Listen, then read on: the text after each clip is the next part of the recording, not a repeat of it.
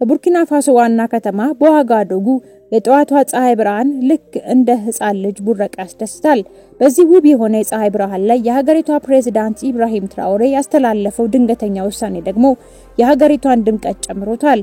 ታዲያ በዚህ ልዩ ቀን ፕሬዝዳንቱ ለወትሮ ከጠዋት ጀምሮ በብዙ ስብሰባዎችና ስራዎች የተወጠረውን ቀኑን ለአፍታ ወደ ጎን በማድረግ ፊት ለፊት ከህዝቡ ጋር ለመገናኘት ወሰነ። ይህንንም ሲያደርግ ለጠባቂዎቹ ምንም አይነት መረጃን አልሰጣቸውም። ድንገት ነበረ የአልጋዶ ወድራጎ ጠቅላላ ሆስፒታልን ለመጎብኘት እንደሚፈልግ ያሳወቀው። የሆስፒታል በግዙፍነቱና በሚሰጠው የተሟላ አገልግሎት በቡርኪና ፋሶ በቀዳሚነት የሚጠቀስ ነው። ታዲያ ይህንን ውሳኔ ለመወሰን ምን አነሳሳው? በዚህ ውሳኔስ ምን ተጠቀመበት? አብራችሁን እስከ ቪዲዮ መጨረሻ ከተከታተሉ ለነዚህ ጥያቄዎች ምላሽ ታገኛላችሁ። ለቻናላችን አዲስ ከሆናችሁ በየቀኑ የምንሰራቸውን አዳዲስ ቪዲዮዎች እንዲደርሷችሁ ሰብስክራይብ ማድረግንም እንዳትረሱ። ተለቀቀ። በብዙዎች ጥያቄ መሰረት የመጨረሻው ዲያስፖራ ብሎክ ቁጥር 3 እነሆ ለሽያጭ ተለቀቀ። የመሃል ከተማ መዳረሻ በሆነችው ለቡ መብራት ኃይል በ65000 ካሬ ላይ የተንጣለለው በዚህ ቅንጡ መንደር ውስጥ ከባለ 1 እስከ ባለ 3 መኝታ ቤቶችን ከተጨማሪ 3 ክፍሎች ጋር አንድ ሊፍት ለአንድ ቤት ከሁለተኛ ፍሎር ጀምሮ እንደ ምርጫው ከማራኪ ተፈጥሮ እይታና ከሲቲቪው ጋር እንዲሁም ከ60% የረጅም ጊዜ ባንክ ብድርና ከወለድ ነፃ አገልግሎት ጋር የሚያገኙበት ምን ይሄ ብቻ ለ20 ደንበኞች እስከ 2 ሚሊዮን ብር ቅናሽ አድርገናል። እንዲሁም አንድ ቤት ለገዛ አንድ በነፃ። ታዲያ ምን ይጠብቃሉ? በ0987 86 4765 ላይ ፈጥነው ይደውሉ። ዴምሲ ሪል ስቴት። ፕሬዝዳንት ኢብራሂም ትራኦሬ የሚመራውን ህዝብ በወጉ ማወቅ የሚፈልግ አይነት መሪ ነው። ይህንን ከሚያሳዩት ተግባሮች መካከል በአልጋዶ ወድራጎ ጠቅላላ ሆስፒታል በመገኘት ታካሚዎች የሚያገኙትን አገልግሎት ለመመልከት ወስኗል። ይህን ውሳኔውን የሚያስቀረው ማንስ ይኖራል? ለዚህ ውሳኔ ያበቃው ሁሉንም ነገር ከቢሮ ውስጥ ሆኖ በሚደርሰው የርቀት ላይ መረጃ ብቻ የህዝቡን ኑሮ ሁኔታ ለማወቅ አለመቻሉ ነበር። ኢብራሂም ትራኦሬ ወደ ሆስፒታሉ የተጓዘው ከሁለት ቦዲጋርዶች ጋር በመሆን መጠኗ ወረድ ባለ አነስተኛ መኪና ውስጥ በመሳፈር ነበር። አለባበሱም የቡርኪና ፋሶ ባህላዊ አለባበስ ሲሆን ሲታይም ብዙ ቀልብን የሚስብ አይነት አልነበረም። ታዲያ ወደ ሆስፒታሉ ሲደርስ የሆስፒታሉ ዳይሬክተር በመጨረሻዎቹ ደቂቃዎች ፕሬዝዳንቱን ለጉብኝት እንደሚመጡ አጠር ባለ ስልክ ጥሪ ተነገረው። የሆስፒታሉ ዳይሬክተርም ፕሬዝዳንት ኢብራሂምን ሲያገኘው ክቡር ፕሬዝዳንት ወደ ሆስፒታላችን ስለመጡ ክብር ይሰማናል። እንደምትመጡ ቀደም ብለን ብናውቅ ኖሮ ቀደም ብለን እንዘጋጅ ነበር አለው። ድንገት የመጣውትም ለዚህ ሆነው ኢብራሂም ሲናገር በልበ ሙሉነት ነው። እባክህ የዕለት ተዕለት ውሏችሁን ብቻ ያለምንም ማስመሰል ትክክለኛ ነገር አሳየኝ አለው። ከዚህ በኋላ በዳይሬክተሩ መሪነት ፕሬዝዳንቱ በሆስፒታሉ ውስጥ ጉብኝት ጀመረ። የሆስፒታሉ መጓጓዣ ቦታዎችና በረንዳዎች ለሕክምና ወረፋ በሚጠበቁ በአስተማሚዎች ሞልቷል።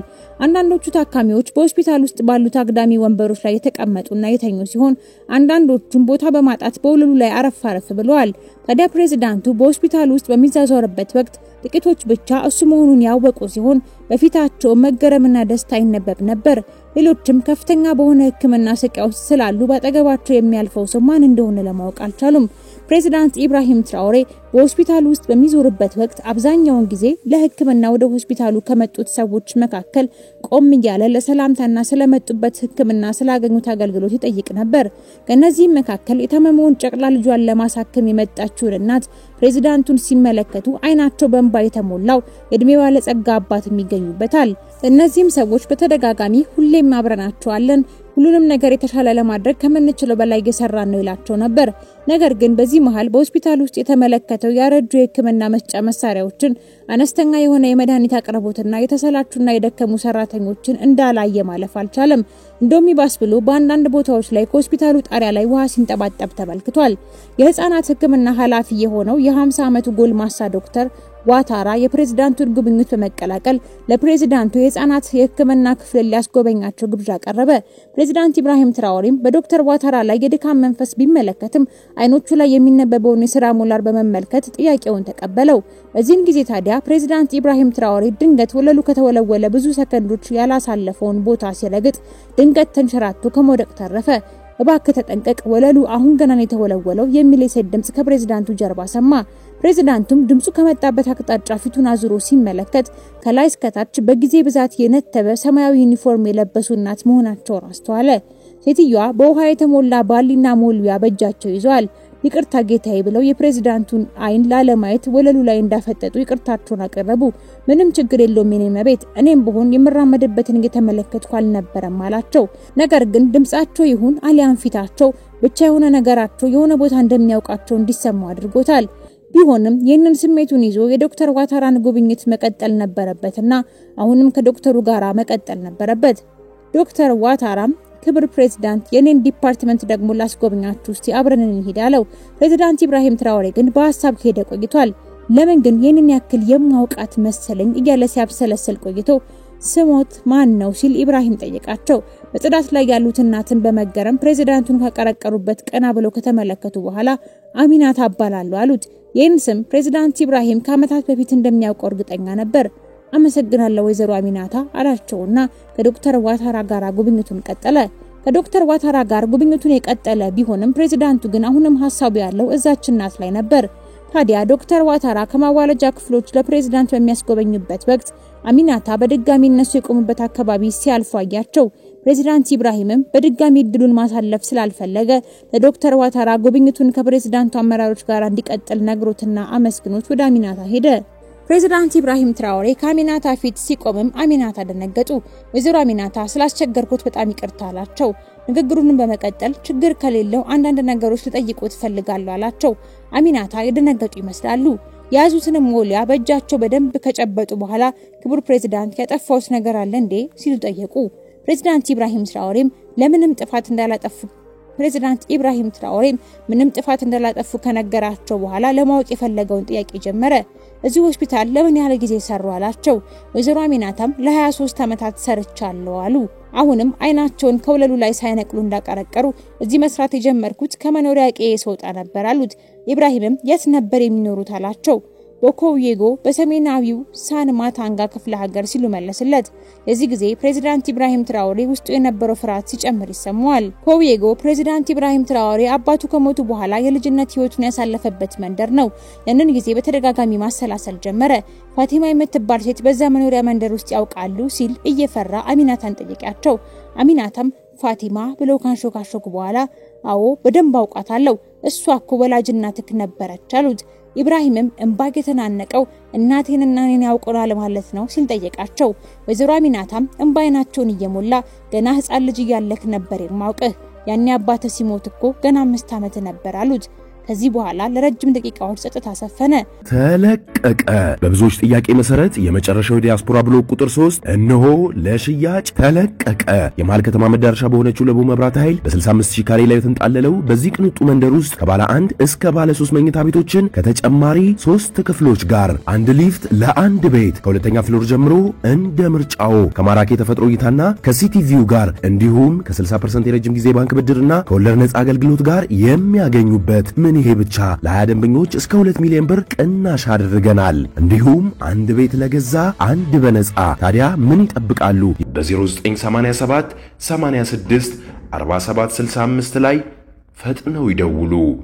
ዴምሲ ሪል ስቴት። ለወትሮ በታካሚዎችና በነርሶች ጫጫታ ለመደማመጥ እንኳን የሚያስቸግረው ቦታ አሁን ግን ፍጹም ጸጥታ የሰፈነበትና ምንም የማይሰማበት ቦታ ሆኗል። ከቤተሰቦቼ ጋራ ቀረቤታ ነበራችሁ ሲል ለወይዘሮ አሚናታ ጥያቄውን በማቅረብ ፕሬዝዳንት ኢብራሂም በሁለቱም መካከል የነበረውን ጸጥታ ሰበረው። ወይዘሮ አሚናታም ከጎረቤት በላይ የሆነ ቀረቤታ ነበረን፣ ክብር ፕሬዝዳንት፣ ሁሉንም ነገር ለማውራት አሁን ያለንበት ቦታ አመች አይደለም ሲሉ ነገሩት። ኢብራሂምም የት ነው የሚኖሩት ሲል ጠየቃቸው። ወይዘሮ አሚናታም በዲፓ መኖሪያ መንደር ውስጥ ከእህቴ ልጅ ጋራ በተጋራዋት አነስተኛ ቤት ውስጥ ነው የሚኖሩ አሉት። ፈቃደኛ ሆኑ ነገውኑ ቤታችሁ መጥቼ ደስ ይለኛል፣ በዛውም በደንብ እናወራለን አላቸው። ወይዘሮ አሚናታም በመገረም ፕሬዝዳንት ኢብራሂምን እየተመለከቱት ቤታችን እኮ ለእርሱ የሚመጥን አይደለም አሉት። ኢብራሂምም እሳቸው ዘንድ የሚመጣው ፕሬዝዳንት ኢብራሂም ሳይሆን ያኔ በልጅነቱ የሚያውቁት ልጅ መሆኑን ነገራቸው። ቤታቸውም ግብዣ ቀርበውለት ተለያዩ።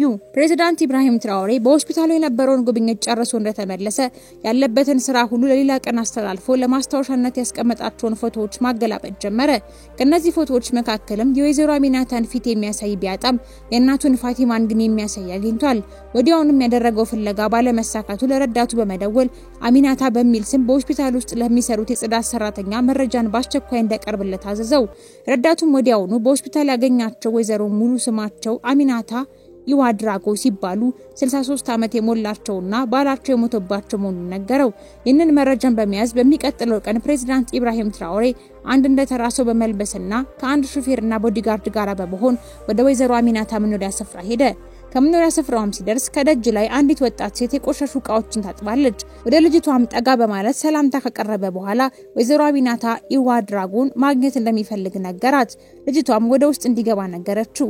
ወይዘሮ አሚናታም የኢብራሂምን መምጣት ተመልክተው በፈገግታ ከተቀበሉት በኋላ እንዲቀመጥ ወንበር አቀረቡለት። ከዚያም በጊዜ ብዛት አርጀት ያለች የእጅ አምባር ከቁም ሳጥን ውስጥ አምጥተው ለኢብራሂም ሰጡት። ይህን ጊዜ ኢብራሂም ይህንን አምባር እናቱ እጅ ላይ በልጅነቱ ያየው እንደነበር አስታወሰ። ወደ ወይዘሮ አሚናታ ተመለከተ። እንዴት እንዳገኙት ጠየቃቸው። እሳቸውም እናቱ ሲሞቱ ለሳቸው እንደሰጧቸውና እሱንም ከልጅነቱ ጀምሮ ሲንከባከቡትና ከእናቱ መሞት በኋላ የአባቱ ወንድም አጎቱ መጥቶ እስኪወስድባቸው ድረስ እንዳሳደጉት ነገሩት። ይህንን ሁሉ ሲነግሩት ኢብራሂም የልጅነት ህይወቱን ማስታወስ ጀመረ። በልጅነቱ ማማኒና እያለ የሚጠራቸውን አንዲት ሴት አስታወሰ። ማማኒና ወይዘሮ አሚናታ እንደሆኑ ተረዳ።